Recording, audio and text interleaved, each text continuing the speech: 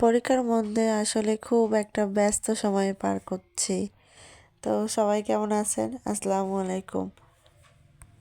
আমি পরীক্ষার মধ্যে যে এতটা অসুস্থ থাকবো আমি ভাবতে পারিনি।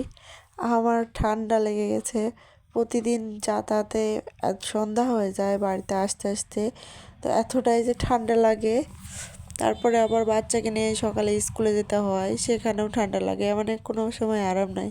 তো পড়াশোনা শেষ করেই তো পরীক্ষার উদ্দেশ্যে রওনা দিচ্ছি।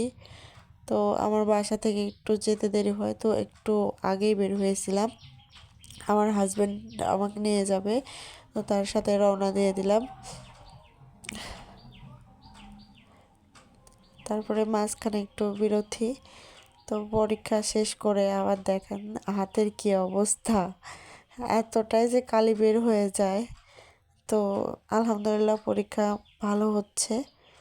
তো আমার এর মধ্যে আবার আমাদের গ্রামে যেহেতু বাসা, তো পেঁয়াজ উঠেছে, তো পেঁয়াজ কাটা, তারপরে বাচ্চা সামলানো, মানে সব কিছু মিলে যে আমার এতটা কষ্ট হচ্ছে।